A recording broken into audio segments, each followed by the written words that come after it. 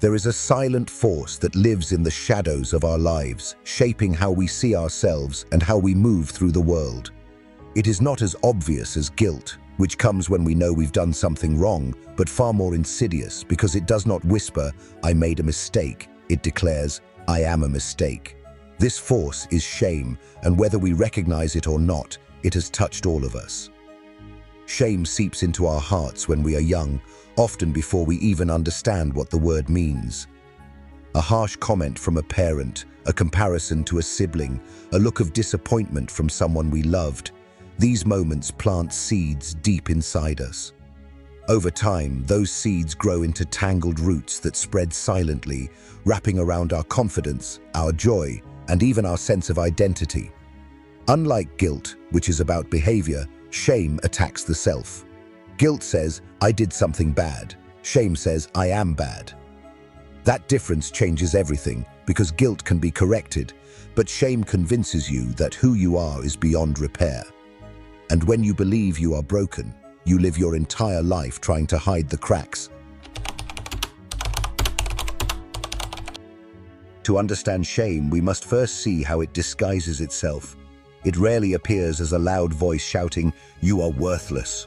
Instead, it wears subtle masks. It is the hesitation before you speak, the tightening in your chest when you want to try something new, the exhaustion of constantly feeling you are not enough. It is the thought that says, "Don't try, you'll fail anyway." It is the silence that keeps you from asking for help. It is the mask you wear in front of others, so they never see the parts of you that you secretly fear are unlovable. Over time, this inner voice becomes so normal, so familiar, that you stop questioning it. It becomes the background music of your life, always playing, always whispering, always judging. The French philosopher Michel Foucault once explained how societies control people through constant surveillance, where the fear of being watched makes individuals discipline themselves. Shame works the same way. It convinces you that no matter where you go, someone is watching, someone is judging, someone is waiting for you to fail. But the truth is that the only eyes condemning you are the ones shame has planted within your mind. You become both the prisoner and the guard, trapped in a cell with invisible walls. This is why shame is so powerful. It does not need anyone else to control you. Once you've internalized it, you do its work for it. The symptoms of this prison appear in countless forms. Some chase perfection, believing that if they do everything flawlessly, they will finally prove they are enough. Others drown the voice of shame with addictions, alcohol, food, work, anything to quiet the pain. Some withdraw into silence, avoiding intimacy because letting someone close risks letting them see what they fear most. Others chase achievement after achievement, not out of joy, but of terror that stopping for even a moment will expose their emptiness. People-pleasing, self-sabotage, emotional numbness, all of these are shame's fingerprints. Each behavior is an attempt to outrun shame, but every attempt only strengthens its hold, because the more you hide, the more you reinforce the belief that your true self is unacceptable.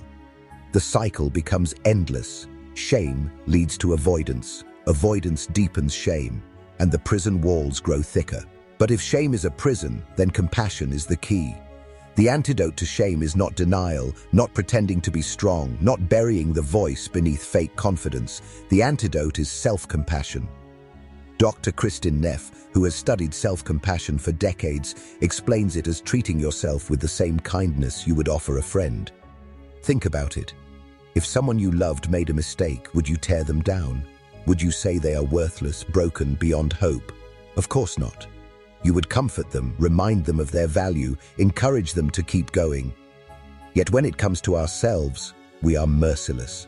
Self-compassion asks us to reverse this cruelty, to speak to ourselves with tenderness, to treat our flaws as part of our shared humanity, to realize that worth is not something we earn, it is something we already have. This does not mean ignoring responsibility or pretending our wounds don't exist. It means recognizing that imperfection is not the same as unworthiness. It means noticing the voice of shame and daring to ask, is this the truth, or is this just a lie I was taught to believe? So often, shame is inherited. It comes from a parent who carried their own shame, from a society obsessed with comparison, from a careless comment that burned itself into our memory. But what is learned can be unlearned. What was planted can be uprooted. What was imposed can be dismantled. The first step is awareness, catching the voice of shame as it speaks.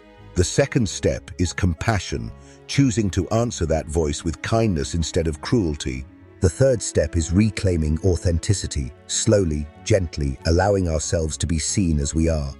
Every time we reveal a piece of our true self, every time we stop hiding and show up honestly, shame loses a little of its power. Vulnerability, which shame tells us is weakness, becomes the doorway to freedom. And here lies the great paradox. The very thing shame fears most, being seen, is the very thing that sets us free. Because shame is like mold, it thrives in darkness, in secrecy, in silence. But when you bring it into the light, when you speak it, question it, expose it, it begins to dissolve. The prison that felt eternal begins to crack. The guard loses its power, and slowly you remember a truth that shame worked so hard to erase. You were never broken. You are not your shame. You are not your failures. You are not the cruel words spoken to you, nor the mistakes of your past. You are not the comparisons that left you feeling small, nor the rejections that convinced you to hide. Beneath the masks, beneath the fear, beneath the silence, your authentic self is still alive, still waiting, still worthy. And the moment you dare to meet yourself with compassion instead of judgment, you begin to set that self free. Shame wants you to stay quiet, but healing begins when you speak. So I invite you now. Share your thoughts in the comments. Have you felt the invisible weight of shame? How has it shaped your journey? And most importantly, what act of compassion will you give yourself today? If this story has touched you, share it with someone who needs to hear these words, because shame loses its power when we speak it out loud. And if you want to continue this journey of healing and discovery, subscribe to this channel. Together we can transform silence into strength and shame into freedom. Remember this always: you are not your trauma, you are not your scars, and you are not your shame. You are worthy, exactly as you are.